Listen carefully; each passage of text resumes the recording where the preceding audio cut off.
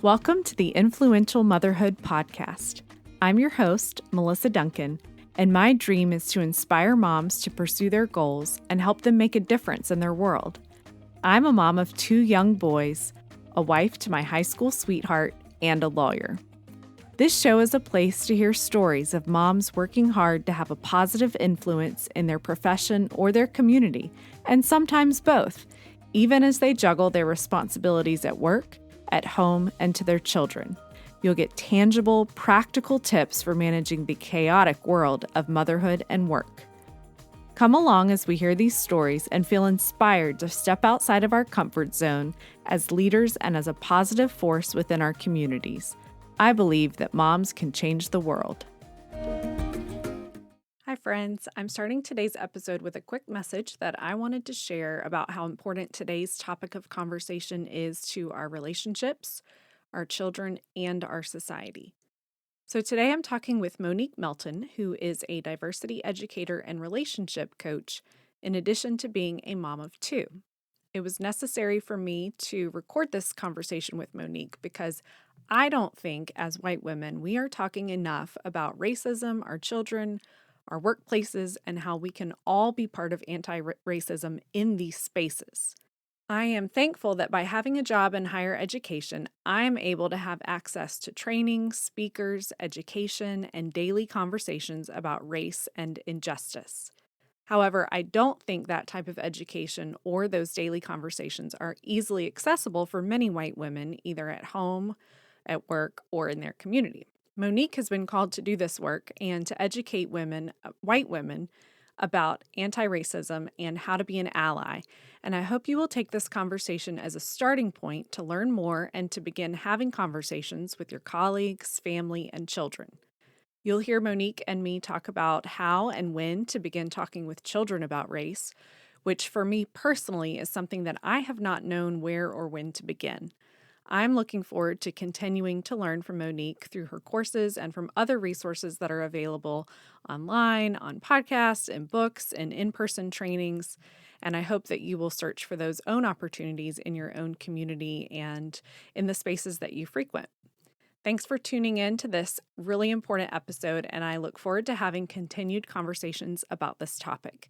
And now here's my conversation with Monique Melton. Okay, so today on the Influential Motherhood Podcast, I am honored to have a very special new guest and a new online connection that I've been able to make just this week, and that is Monique Melton. So thank you, Monique, for being here on the Influential Motherhood Podcast. And thank you so much for having me. I'm really excited. Yes, you're welcome. So we were able to connect online because I found you through Jess Connolly's connection after she found you, and I think has had some conversations with you about the work that you're doing around racial education and diversity education. And that's a really important and special piece of work that you're doing. And so we'll talk about the work that you do, but today we're going to talk about both your relationship coaching and diversity and racial education coaching. So why don't you just start out, and before we kind of get into all of that, if you can introduce yourself and a little bit about how you got here and a little bit about who you are. You're a mom, so let's hear about Monique, and then we'll start talking about the work that you do. Okay, sounds good. All right, I am a wife. I'm married to my high school sweetheart. I also am the mother of 2 beautiful Black children who are they're just so special. Oh. And how old are they? They are 8 and 5. 8 and 5. Okay. Yes, and I love Jesus, so I should have said that first because that's really the most important that's thing. The number right? one. Right. But I do a mixture of things. Primarily, my focus of my work is about relationships and racial unity. And I came into that work after actually doing a lot of business development for small businesses, one-on-one coaching, one-on-one brand development. And while I was doing that work, what was coming up very naturally in the process is relationships, whether it be their relationship they have with God, the relationship they have with themselves, or with others. And that naturally leaned into the conversation about race and diversity, especially with my clients who have very large businesses or large communities. Mm-hmm. We, strive to make sure that those communities are racially diverse. And how do we actually do that? And there's this whole process that needs to go in with that. And over the past couple years, I've really been more in tune with the call that God has on my life regarding racial unity. And I've just decided to focus primarily in my business on that, Mm-hmm. relationships and racial unity, and not so much helping people grow their businesses financially, but to help them grow their relationships and to help them grow closer together in unity with one another. So that's pretty much, where I am as far as what I do in my business and a little bit Mm-hmm. about me. I also love to use analogies. I'll probably use one at some point during our Okay. I conversation. love that. That's Uh, okay. I just, I just feel like complex things can be simplified by either talking about food or other just common things that we all pretty much can relate to. Yes, I love that. I am on board, especially with food analogies. So Oh yeah, give me I all the love a good food food. analogy. Yes. Yes, and it's so I have two boys, 5 and 2, but I'm also married to my Oh, high school sweetheart, so oh my I goodness. completely relate to that. So Oh yeah, my goodness. we started dating in 2000. So we've been together now for 19 years, which makes us sound so old. I know, but right?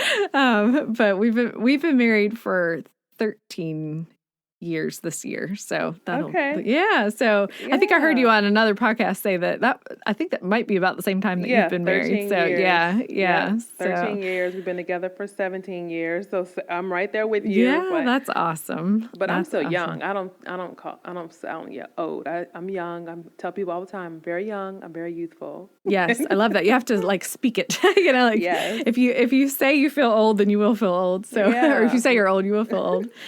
So let's talk about your relationship coaching and the importance of prioritizing relationships because when you first kind of said to me, that's what you wanted to talk about. Of course, I immediately in my head went to marital relationships or Mhm. with like those kinds of relationships, but not Mhm. I didn't even think about with God or with friends. So can you kind of walk us through what this looks like in all of these areas where why prioritizing is important, and are there any things that are just they apply across the board no matter what type of relationship we're talking about?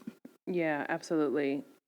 Well, I believe that life is about relationships. Mm-hmm. Pretty much everything that matters in life can be summed up to some type of relationship.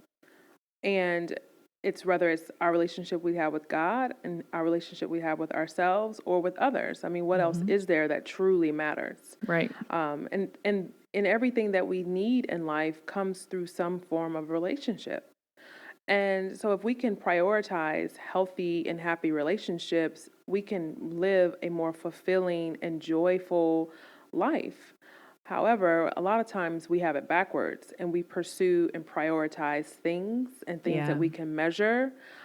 We are obsessed with numbers, whether it be the scale, our bank account, likes, followers. We like to be able to count and to measure things. They make Yeah. us feel like we can be in some type of control. We like that. And whereas relationships, there's no metrics that you can say, okay, well, this relationship brings me this much value versus this Right. relationship brings, like, there's no real hard way of seeing things like that. And they can also be very challenging. Relationships can be quite messy. Mm-hmm. And there's a lot of risk involved when it comes to relationships. And so sometimes it's just easier to prioritize and to focus on things that don't seem as much of a threat to Mm-hmm. us and that we can control, at least to a certain degree. Yeah. And I think across the board, when we look at relationships, like I said, whether it be with God or and even if you don't believe in God, whether it be with yourself or with others, there's a couple of things that across the board are important when it comes to relationships. And I think number one is honesty. There's Yeah. no sense of hiding who you are, what you feel, what matters to you. If you want to have a real and meaningful relationship with anyone, you need to be able to be honest and to be vulnerable. And that means also being honest with yourself. Mm-hmm. What it is often, like when I work with clients, I pretty much all my clients are women with the exception of just, a couple here and there. And that's like, especially if it's like a couple relationship, but for the most part, my one-on-one clients are women. And a lot of times women, especially moms, really struggle with clearly articulating what it is that they honestly want. And it's because Yeah. they don't know. And sometimes it's not even really that they don't know, it's actually that they don't believe that they can have what they want, or that they don't believe that what they want is acceptable, because society has told them so many different things about what a woman is supposed to have and what is she supposed to do. And so getting them to a place where they can just say, well, I want this, and getting specific about what you want, whether it be in your Right. career, in your relationships, with your finances, with your body, like getting really specific what it is you want, and then putting steps in place to get it. So honesty is definitely a very across the board important thing to have Mm-hmm. in relationships. But also communication comes with that, right? Like, so being honest, but also being okay with communication.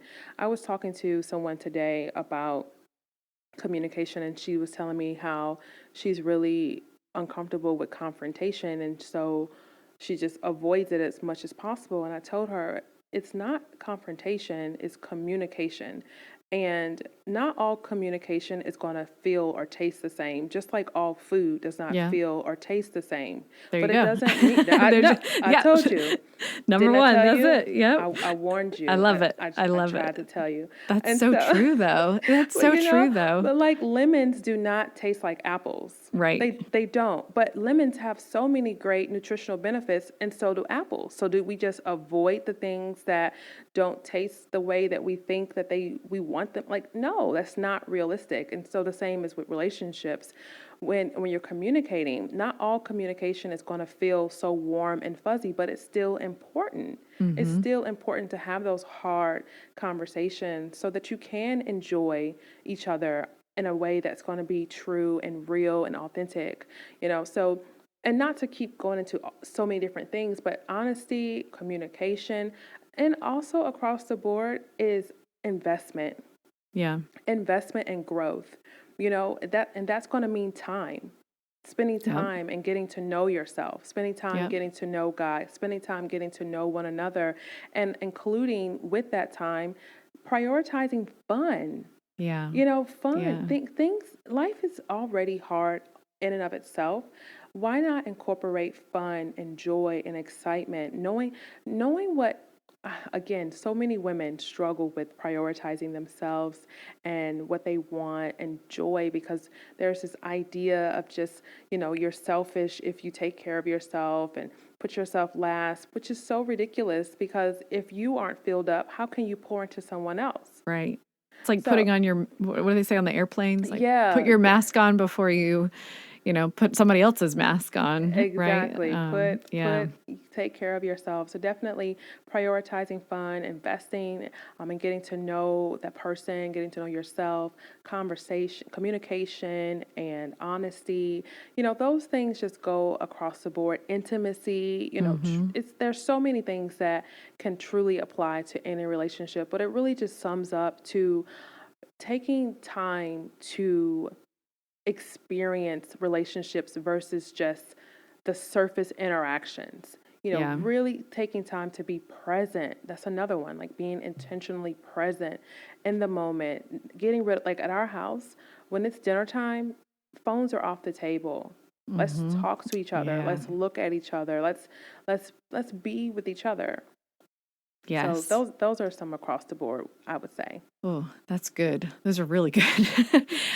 So, I, if I'm a working mom and I work, 8 hours a day, I commute an hour a day, and then I think about just life maintenance, like Mm-hmm. laundry and dinners and Mm-hmm. lunches and Mm-hmm. sleep. And then I boil it down and I'm like, well, I might have like 30 minutes a day to give to somebody. But Mm-hmm. I'm exaggerating, but that I think a lot of women feel like, okay, I've got to take care of myself and I've got to take care of my, not take care of, but invest in my spouse, and I've got to invest in my friends, and I've got to invest in God, my relationship with God. And of course, I think we all are given a lot of imagery online about what that quote unquote should look like. Like these beautiful images of women sitting at their kitchen table with a fancy cup of coffee and their Bible, and like I don't think that quiet time has to be actually be quiet, or B, look like that. But how can a woman, like, what would your advice be to a working mom who is like, look, I've got like maybe an hour a day to invest in myself, God, friends, family, spouse, kids. Where do I even start dividing this hour? Yeah. Like all the things, right? Yes, yes, So many hearts to care about. yes. So many hearts to care about, including your own. Well, I am very much a huge proponent of making the best of what you have Mm-hmm. in the season that you're in. Yes. Because not all seasons are the same, and not everyone has the same things. Yeah. And that's why it's important that we keep our eyes on our own paper. We can Yes. definitely look to other people for inspiration, but I think that should come after you have spent time with yourself and spent time with God and spent time with the people who you're trying to connect with to figure out what it is that looks best for you and that person, or in your season. Yeah. Then maybe go to other people for ideas versus the other way around. But I would say I love using my calendar and my phone, and Mm-hmm. I put in my calendar quiet time. I put in my calendar lunch break. I put in my calendar a reminder to check in on my friends. And so that way I don't have to bank on my memory, Yeah. but it's like a reminder. And so then it becomes just regular. Like, for example, maybe if I'm at the gym Mm-hmm. and I'm in between sets, I might take my phone out and send a couple text messages to friends saying, hey, I'm thinking of you. I hope you're having a great day. Or maybe when I even get to the gym, sometimes in the parking lot before I go inside, I'm just kind of getting my earbuds ready and getting ready to get in. I'll send a friend or my husband a voice message that's a prayer, and letting them know, like, hey, I just want to pray for you today. And I'll just Mm-hmm. pray whatever's on my mind. And, it's just doing small things like thinking, considering people throughout your day. And that's one of the ways to keep your mind from constantly being flooded with, all the cares that are in your world. And it helps you to open up your eyes around, to notice that there are other people who have needs and issues as well. Yeah. And so I just try to take breaks to pause and reflect, and like it might be just a quick text message. It might Yeah. be, and then we also have regular things that we set in our schedule. And so this obviously this works for us, but someone else, they have to figure out what works for them. But for my family, we have set days where, okay, this is our movie night. Now, do we do it every time? No, but we give ourselves grace. And then so on Sundays, pretty much almost every Sunday, we hang out with my best friend and her family, and we just hang out. We don't do anything but just hang out. Yeah. Saturdays are a combination of like getting caught up at stuff at home, and then like family time and during the week. So we have figured out a rhythm for us. But I still have a pile of laundry that is like, who knows if it'll ever get folded. Right. Like I Same. don't even I don't believe in folding anymore. I think it's just, I just feel like I have to release that in my life. I told my, Yes. like I just we don't fold anymore. Yeah. Well, and I love that. I mean, I'm thinking like I still have a load in the dryer that I washed on Sunday and it's still in the See, dryer. see, Yeah. yeah. But when we're on our deathbeds, we won't be thinking about the laundry that wasn't folded. We'll be thinking about the text message we never sent, or, the friend we never followed up with. And I love that about even calendaring it. Because I know I'm guilty of having great intentions about reaching out to people, but then I think about it, at like midnight. And of course, it's like, I'm not going to text you at midnight or call you at midnight, but that's when I think about it. And I love that, this idea around being so intentional that it's a little 5-minute reminder on your calendar or on your Yeah. phone. Put it on your calendar. Yeah. Keep a prayer journal on your phone too. Like you can put a journal of people you want to reach out to, or who am I praying for this Yeah. week? Who am I praying for in this time? And just like, for example, if at night you're thinking about people, well then put in your calendar for 8 o'clock the next day to send a text message to XYZ. Right. And that way, you'll do it. And, you can follow up. I love voice messages. I do voice messages on Instagram. I do Voxer. I just try to make sure that people who I love and I care about, which there are a lot of people, know that I'm thinking about them, and I might not be able to talk to you for 2 hours every day or Right. any time or any day, but I'm praying for you. I'm thinking about you. I'm encouraging you, and that has to be enough for right now in this season of my life. Yeah. Yeah. That's beautiful. I love that. So, in the teaching that you do, and the coaching that you do around relationships, is racial unity and diversity education, is that something that is always woven through? It sounded in the beginning when you were talking about it like it is, but that's something that is always woven through the coaching that you do. Is that right? Most of my clients are white. I do have people of color who are clients, but a lot of my clients are white. And so it pretty much naturally comes up at some point during the process, but not necessarily in an official capacity. Okay. I would say most of my clients that come to me needing relationship coaching, it's because they want to work on something that's going on in their personal life. So they want more of like that personal coaching, or they want to work on their relationship with their significant other. Yeah. Most people who have done some type of work around diversity, it's been related to their business. Okay. And I think that's just because sometimes people really struggle with seeing a return on that investment, Yeah. other than how can it help me make more money? Right. And so just trying to lean or help people to lean into it from a more personal standpoint, it comes up a little bit naturally in that relationship coaching versus like a standalone. Yeah. Yeah.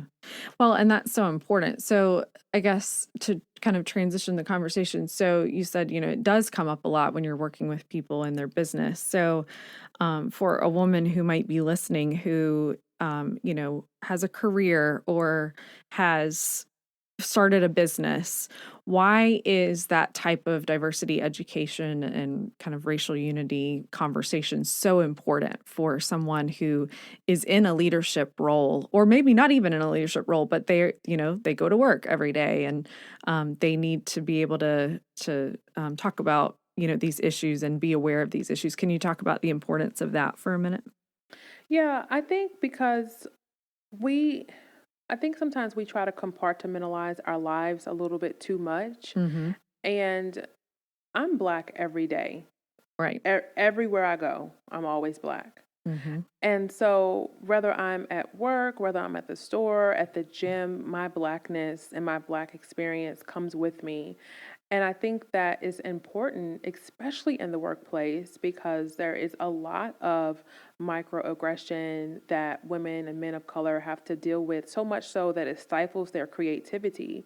And there's a lot of racism that they have to deal with. And so I think as whether you're a leader in your workplace, whether you're a coworker, whether you're a business owner, I think having an understanding of what type of challenges people in your space are dealing with as it relates to race is going to allow for you to help that environment be more conducive to their growth and more conducive to their work ethics. Mm-hmm. And I think that we're not having these conversations enough in some regard. But then again, we are having the conversations, but they're not being had in a way that are truly beneficial. Yeah. They stay a little too surface, Mm-hmm. and then they often sometimes just stay as a conversation instead of actually putting things into action. Right. So it's like reading all the cookbooks, watching all the videos on cooking, and watching all the shows, and even going to the grocery store and then still coming home and just putting the groceries on the counter and hoping that they'll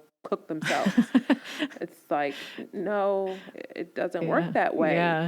So I Yeah. think a lot of the diversity work that's done in like corporate places and things like that, they are just putting the groceries on the counter Mm-hmm. and that's about it. Yeah. So I think it's really important if you're listening to this and maybe you have coworkers that are people of color, it's really important to ask yourself, well, what am I doing on an individual level to make sure that I am a safe person and that I am not causing harm to my coworker without even realizing it? Mm-hmm. What can I do to engage in anti-racism work without having it be brought to me by my employer or my organization? What can I be because it is very much an individual as well as it is systemic.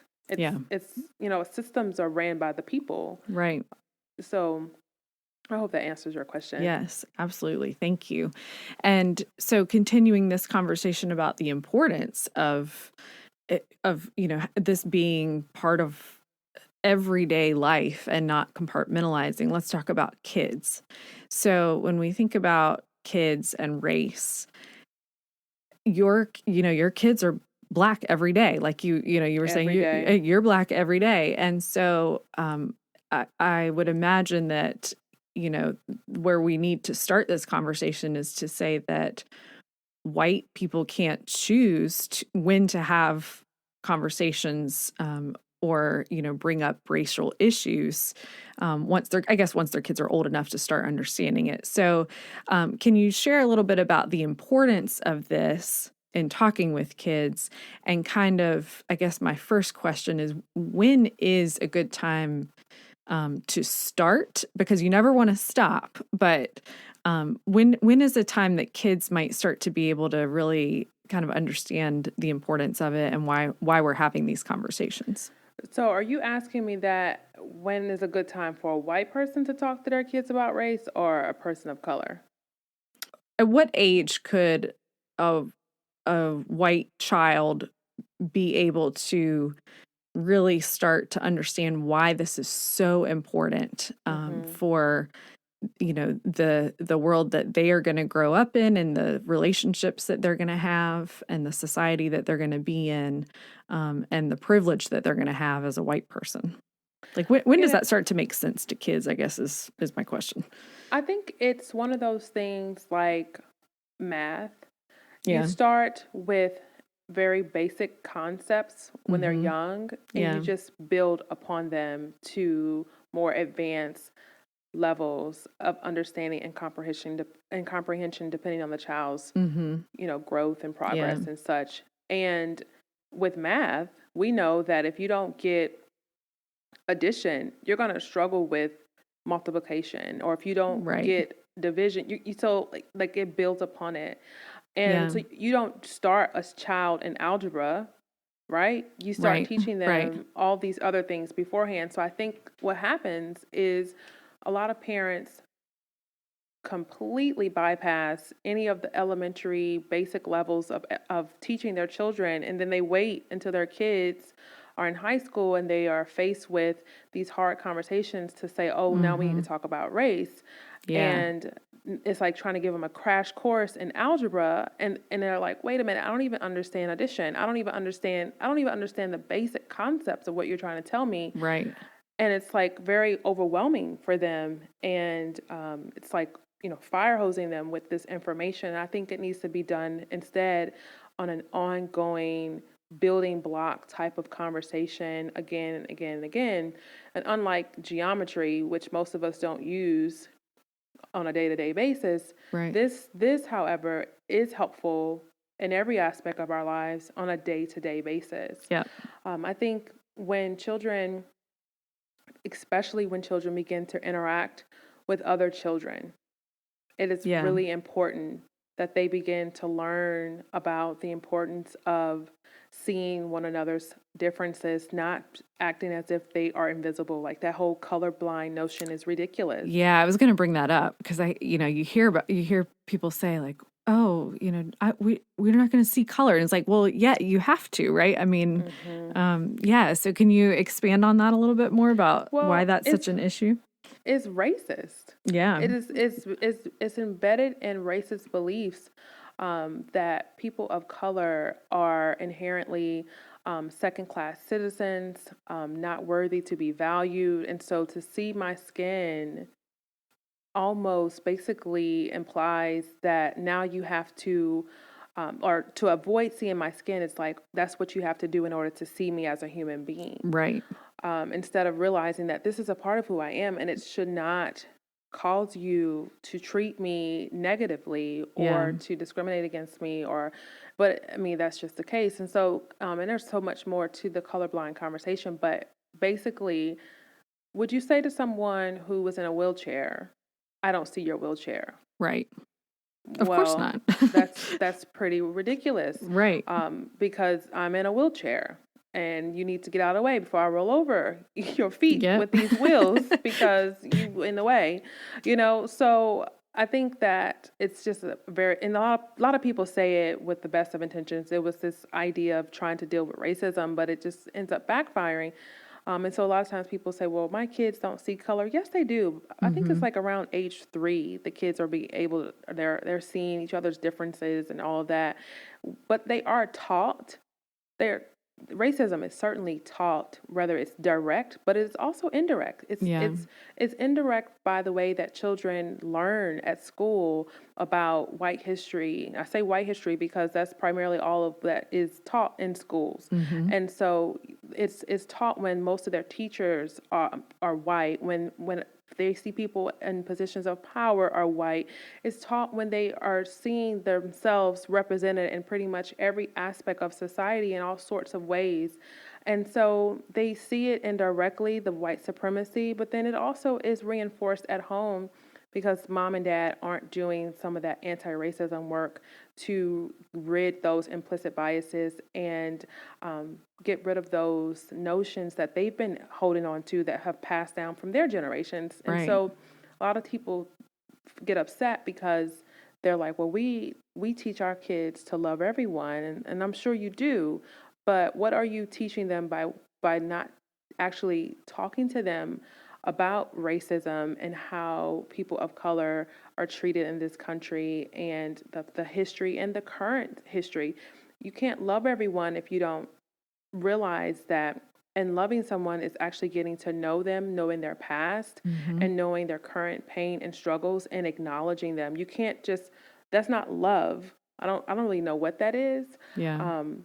So I think having conversations with your kids at an early age and normalizing conversations about race. Like in my home, my kids can tell me that so and so is white, and it's not, oh, I can't believe she said that. Like, Yeah. no, their skin is white. Right. And it's like, it's a descriptor, And they can tell me that, like, I had a conversation with my daughter the other day, and I was telling her how she's so beautiful and all the different ways that she can wear her hair, and that's just the joy of Black girl magic. And so I think just normalizing these conversations, a parent to a white child, and teaching them that, you can't control that you were born with white skin and that your white skin comes with some privileges and benefits that you didn't earn. And it's unfair because those privileges actually can cause harm to people who have brown or black skin. Right. And I want you to know, because I want you to work to get rid of those harmful things that people are experiencing. Like teaching your kids that I don't want you to be ashamed of who you are, but I want you to be responsible for what comes with who you are. Right. Yes. And we're ultimately working together so that we can all live in a place where we all are experiencing love, respect, and dignity, and you have a part in that. Like, I think more parents need to be teaching their children that you have a part in this. Your part in this is incredibly important, Mm-hmm. and empowering them to realize that it's not about tearing them down or shaming them or making them feel as if they need to now be inferior and all of that, but that, hey, what was done in the past was wrong. And the impact of the past is still affecting us today. And we Yeah. get to do something about that. And this is Right. what we're going to do. Yeah. That was beautifully said. Oh, thank you. Yes. Yes. And so clearly said, because I think that I do think this is a place where white parents just kind of like freeze and like shut down. I mean, I think it's like, I don't know. I don't know what my kid is going to understand. And I don't really know what the thought process is, other than I just feel like I see parents just shut down when Mm-hmm. race comes up with kids. And so I love that you are able to um, have these conversations with folks that you work with, to be able to teach them. I'm sure you teach them ways to, actually dig into these conversations with their kids. And so I think that that's beautiful and so important. And thank you for the work that you do. Yeah, And it's definitely, it's kind of like the sex talk. Like, yeah. no parent really wants to have it. No parent really wants to think of their child ever growing up one day and wanting to, do those things. Mm-hmm. But we all know that, hey, they're going to grow up. Hey, they're probably going to want to do that. It's best that we teach them what we believe and give them the tools and the knowledge that they have to make the best decisions for themselves. It's the same when it comes to educating and teaching your children about race. And I think parents struggle with this too, because you can't give what you don't have. Right. And so that's why parents need to learn the skills around this and know what they have, like what they need to say, and Yeah. understand it for Yeah. themselves. You can't really teach what you don't understand. Right. So, Yeah. Yeah. Because I can't say the experience that the black kid in their class is having, because mm-hmm. I was was not a black child, but to be equipped with the right lessons and words and the right things to be able to begin to teach and to have those conversations is so important.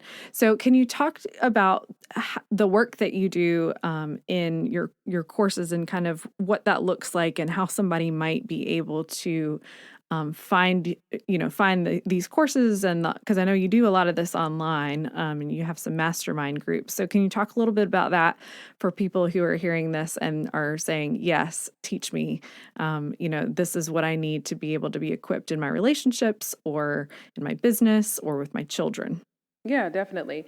So if you need help with your business, you're going to have to go somewhere else, because I have decided to hang up that hat and focus on relationships. Mm-hmm. But I have recommendations of wonderful people who have great resources for business stuff. But if you want help with your relationships, whether it's your personal relationships, your marriage, then I do one-on-one coaching with clients. I take very few one-on-one coaching clients at a time, to really Mm-hmm. make sure I'm giving them the best experience. And that you can always just send me an email to ask me more about that. And then I do have the Diversity Mastermind. It's an 8-week learning experience specifically on anti-racism for white women to engage in, and that's coming up. The next round is coming up in the spring, and there's also classes They're like 1 hour classes that people can Hmm. sign up for, and I just started offering them actually, because people want to know more things. They want to have a space to listen and learn, but also to ask questions without feeling as if they're gonna say something the wrong way, and they'll have, Right. I mean, they probably still feel that way, but at least this is a place where it's full of grace. Yeah. And so there's the classes that people can sign up for. They're extremely affordable. And so there's that. And a lot of this is just you can go on my Instagram and click the link in my profile and find something to sign up for, to be a part of. I'm seeing a lot of people, I haven't in an official capacity taught people on the what you need to do and talk to your kids about this is in my next round of my mastermind. Oh, good. And so there's that, because I'm seeing a lot of people asking me about how do I talk to my kids? How do I Hmm. either it's families who have interracial children, Hmm. or it's families who have white kids that they're like, especially white sons, they like, I don't want to raise another privileged white son. I want to know, what do I need to do now Yeah. as a parent to dismantle this white supremacy? And I really appreciate that there are people who are becoming more aware of that and want to learn. So pretty much it all sums up as you can always just reach out to me and ask me about the classes that I'm offering and see how you can be a part of it, because it's wonderful to sit and listen to these kind of interviews and to watch videos and read books, but it's a totally different experience when you have someone that can help hold you accountable Yeah. and that can actually listen to the questions you have and to give you feedback and to push you to do the work. Yep. We have people in my mastermind that, right now, because it's on video, I can see their facial expressions when I'm teaching. And so I can stop for a moment and say, okay, I can tell you're struggling with this. Hmm. Let's unpack this. And, we have those moments where we can do that kind of work and those kind of experiences. Yeah. I love that. And thank you for sharing all of that. Why don't you tell people what your Instagram handle is so that they can Oh, find yeah, you? that would be helpful. It's Motivate. So it's MOE Motivate. Okay, great. And I'm going to link to that and put your email address in the show notes so Oh, cool. that people can easily click to it and be able to contact you to be able to find that. Because I've been seeing on Instagram some of the reflections from the current mastermind, and I can see how powerful it is. And I know that um, I don't know from experience, but I am aware that this work for you can be burdensome. And so I just want to say thank you for, you know, answering the call that you heard to do this work, because this is, I know I'm sure it could be exhausting and burdensome, but I think it is making a difference. And so thank you for doing this. Well, thank you for acknowledging that, because yes, it is definitely hard. It is not as fun as baking a cake and eating a cake, Yeah. but it's way better for you than eating a cake. Yes. So, Yes. Yes. Well, I hope that, there are lots of women who hear this and that this resonates with them and that, some really important connections are made from this conversation. So, thank you so much. yes, you're welcome. So, I hope that people are able to connect with you and I'm excited to see, what do you feel like is next for you? This is my last question. What do you feel like is next for you in 2019? As you start to grow, these aspects of your business. Well, I'm publishing a book this year, my second Oh, book. congratulations. Thank you. That's You're so exciting. sweet.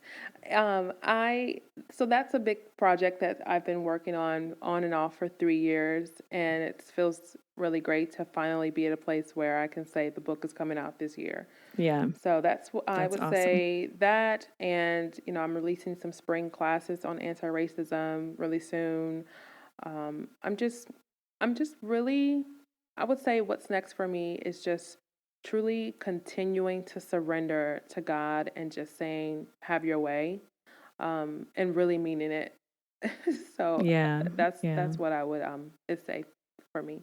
yeah. Well, I will be praying that for you and for your family. And I look forward to many continued conversations. I'm hoping to be in the mastermind round, so I don't want somebody to take my spot. So you better sign up. I know girl. I got to go ahead and hit submit so that nobody takes my spot. But I just thank you so much, Monique. This has been a great conversation. So thanks for being on the podcast. And thank you for having me. You're welcome. Thanks for tuning in for another inspiring episode of the Influential Motherhood Podcast. Be sure to follow my own journey in motherhood and work at Melissa Duncan JD on Instagram, and follow the behind the scenes of the podcast at Influential Motherhood on Instagram and Facebook. If you're enjoying the Influential Motherhood Podcast, please take a second to leave a rating or review in iTunes. It is how you can help other moms find the show so they can be inspired by these stories. See you next week.